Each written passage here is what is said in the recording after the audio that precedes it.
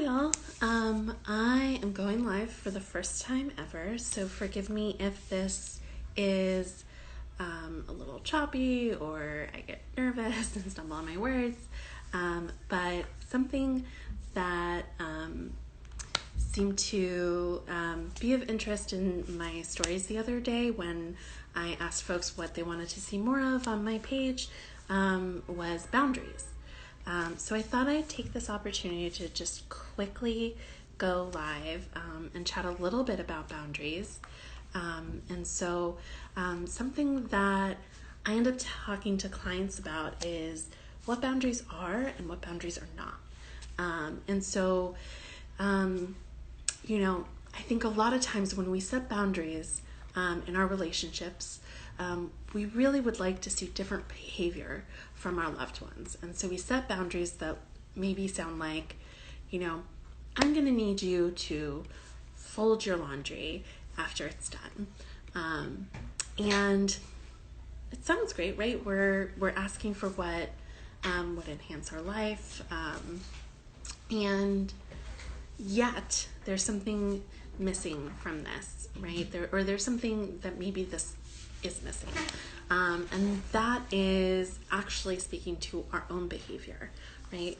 A lot of times when we set boundaries, we want other people's behavior to change.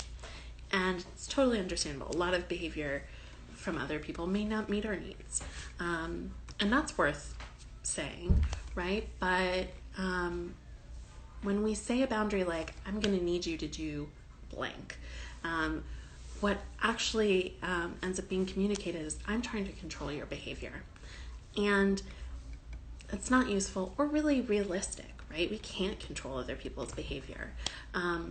What a boundary that maybe is better for getting our needs met is actually, if your laundry is not folded after it's done, then I'm going to need to move it to another room, right? Or if you're still not folding your laundry after we have this conversation, I'm not going to be doing laundry for you, right?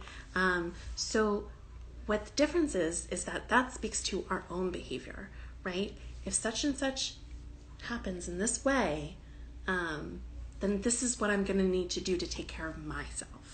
And that's actually a much more realistic and healthy boundary, because we're not trying to control another person's behavior. We're simply informing them of what ours is going to look like depending on the circumstances, right? And so this allows us to stay in relationship with the person, let them know what our behavior is going to be based on the circumstances, and and then move forward from there without trying to change the other person's behavior, because it's unlikely.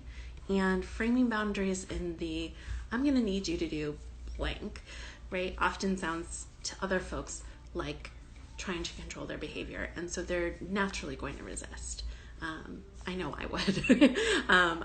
I tend to not like when other people try to control my behavior, and I'm like, well, okay then, let's see how it goes, right? And I think that's a pretty normal reaction. So if we want to set boundaries with our loved ones in ways that are more realistic and more healthy, we want to speak to our own behavior and what our behavior is going to look like depending on the circumstances and depending on how this other person shows up, right? And that's not to manipulate their own choices and their own behavior, but simply to inform folks of where we're at and what we can do and what we can't do, right? We can't keep doing their laundry if they refuse to fold it. And that's okay, right? And they can keep their laundry unfolded, maybe in their room, whatever it looks like. Right? So that is a little reframe on boundaries. And I wonder, what you think of that. Did I miss something? Did I get something wrong? Was it a useful reframe? Let me know.